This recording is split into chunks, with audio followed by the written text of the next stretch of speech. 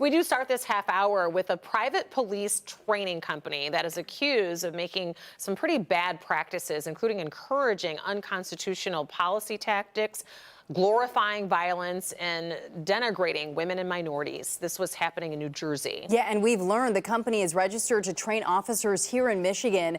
The state is now investigating street cop training and suspended their eligibility to get state dollars designated for law enforcement training, and it all stems from a 2021 police training conference. Will Jones started looking into that conference and that company and discovered concerns about private police training vendors and who is monitoring them.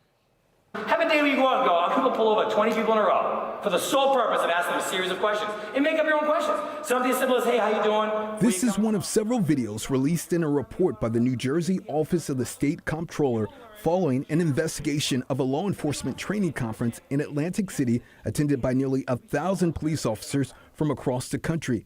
At this 2021 conference, hosted by Street Cop Training, instructors seemingly encouraged unconstitutional police practices. But that was not their only offense. For example, the report details a presenter using a meme of a monkey after describing a traffic stop involving a 75-year-old black man. They denigrated women and racial and ethnic minorities. They promoted a warrior mentality and glorified violence. They belittled internal affairs. It's unknown if any Michigan police officers attended the conference. But up until the release of the comptroller's report, Street Cop Training was eligible for state funds to train Michigan police officers. We reviewed that report and were alarmed by it. Tim Burgoyce leads MCOS, or the Michigan Commission on Law Enforcement Standards. He says while an investigation is underway, Street Cop Training can no longer receive state dollars. But that action doesn't prevent any of Michigan's 580 law enforcement agencies from using their own funding sources for Street Cop Training. The Troy Police Department was set to host Street Cop Training in the spring, but the department telling Local 4, quote, ultimately, Troy Police Department made the decision based on the information from MCOS to cancel being a host agency for this training company. Troy Police Department has never hosted one of their classes in the past. Street Cop Training responded to the fallout from the comptroller's report on YouTube, saying quality control measures have since been implemented. We do important work, and there is no place for demeaning, harassing, or hateful words or jokes in our training. There are more than 100 registered private police training companies in the state with over 1,100 registered courses, but not all private vendors register with MCOS. They know agencies will pay for that training with other funding sources that they have. So when we're teaching... Armed with 25 plus years of law enforcement experience, Ed Dreslinski owns a police training company that is registered with MCOS. It's a big responsibility. I take it very seriously. And he says so do those who are leading law enforcement agencies. If they're going to send them to a training, they want to get the value out of it. That value is supposed to be in reducing police misconduct that can cost lives and taxpayers millions of dollars. ACLU staff attorney Mark Fancher believes the conduct at the 2021 Atlantic City Police Conference encourages the type of behavior that leads to bad outcomes. It's not as though this is just people talking about something that they fantasize about.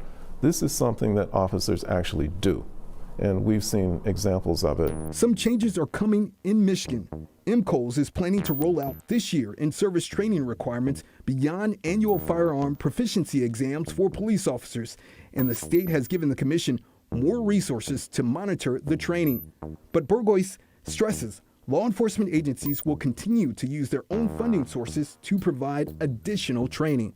The marketplace ultimately decides, and people won't pay or continue to pay for training that's not good and not effective. Even if there is no centralized government monitor of these programs, at least the chiefs of police, the heads of police organizations who send their officers to these trainings should make it their top priority to make sure that their officers are being properly trained.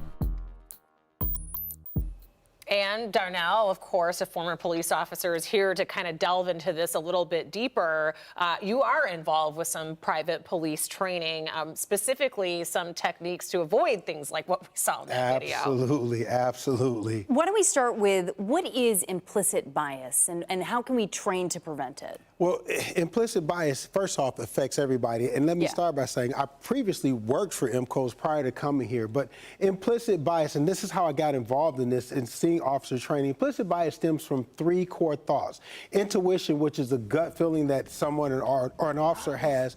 Worldviews, which are shaped by your parents, your peers, and then past experiences. And based on those feelings, implicit bias produces behavior that's completely different from what a police agency would profess.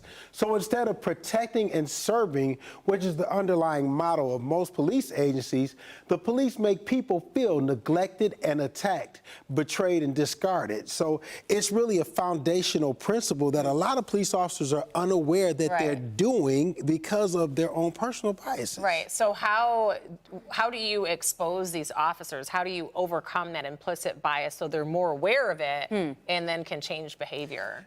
It is very challenging, but it's important. It's important and essential to do this, to make them understand, because officers become cynical over time and they don't realize that their biases affect every aspect of their thinking. So one of the things that I do is I approach it with this idea of empathic equity, which is to help officers understand that they need to overcome their personal biases by scenario training, surveys, and teaching this empathic equity simply means walking in somebody else's shoes, looking from their lens and looking at a citizen as you would yourself, or more specifically your own family members, and understanding that you wouldn't want your family members to be treated a certain way, so why would you treat people that way? And something important that you mentioned, we all have implicit bias. This is something that you walk in the door with. Training can help you be aware of it and prevent it. When you were watching that piece from Will Jones, what stood out to you when it comes to problematic training?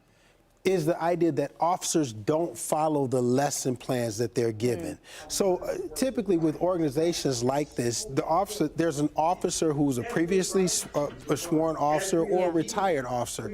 And if they follow the lesson plans they're given, then they teach without the bias. But oftentimes their past experiences creep in and they cause these biases to come out. And then you're giving your personal opinion and perspective, which damages a lot of, or influences a lot of the younger officers being trained. And is the training actually exposing you to different people, different cultures, like actual human beings, more than just kind of the textbook process? Absolutely. I pride myself on doing that and making sure that people understand that we have to look at people the way we want our loved ones to be treated. Yeah. Thank you, Darnell.